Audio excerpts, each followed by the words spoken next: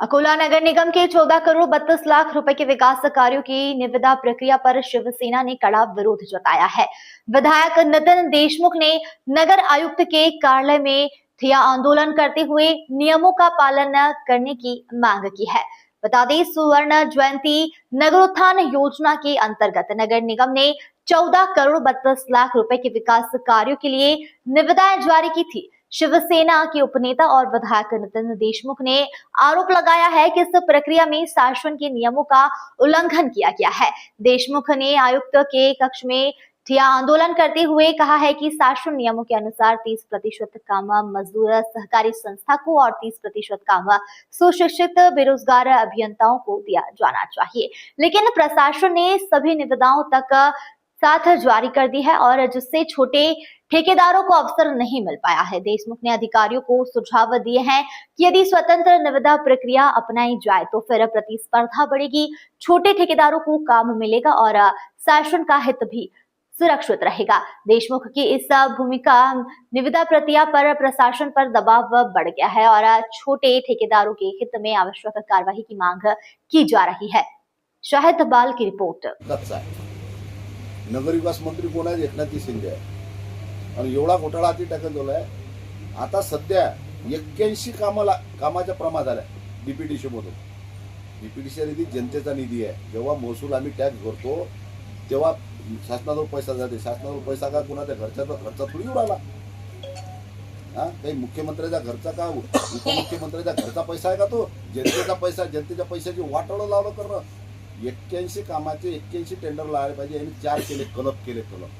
आणि परिपत्रक काय म्हणते? शासन परिपत्रक म्हणते तुम्हाला मजदूर कामगार संस्थेला 30% कामं द्यावं लागतात आणि सुशिक्षित बेरोजगार अभियंत्यांना 30% द्यावं लागतात।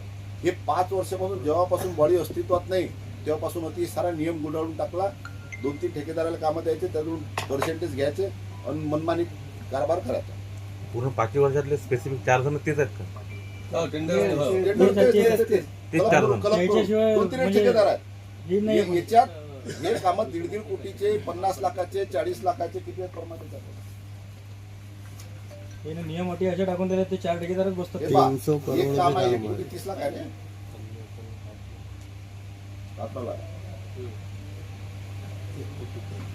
एक काम आहे 1 कोटी 13 लाख, एक काम आहे 30 लाखाचं, एकाच काम आहे 29 लाख, 29 लाख, एक काम आहे 10 लाख। हे काम यायनं कलप केले, 14 कोटीचं टेंडर 4 लावलं। असं कुठेच ते करतात महाराष्ट्रात, कुठंच नाही असं। याचं काम वेगळं आहे, प्रमा वेगळी आहे, प्रशासकीय मान्यता वेगळी आहे।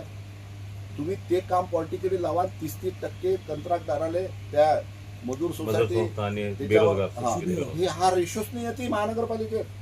करोडो रुपये यायनं खायचे। गुजर साहेब म्हणतात मंत्रालयात आम्हाला पैसे पाठवा लागतात, आमचं कोणी बालबाखा नाही करू शकत। आता मीडिया समोर आहे म्हणून बोलून नाही राहिले। टेंडर के ऊपर पैसे भेजना पड़ता बोले, इसलिए तो नियम छोड़ के हम कर रहे। हमारे पास क्या ताकत है? इतनी ताकत कहाँ से आई हमारे पास? ऊपर से आ गई। कार्यकारी अभियंता जो कागज पत्र इन्होंने सबमिट किए, इनका दोष है, किसका दोष नहीं? इन्होंने कहीं लिखा नहीं शासन परिपत्रक ऐसा करते। उन्होंने अगर ये प्रक्रिया नहीं किया तो उन पर एफआईआर दाखिल करेंगे।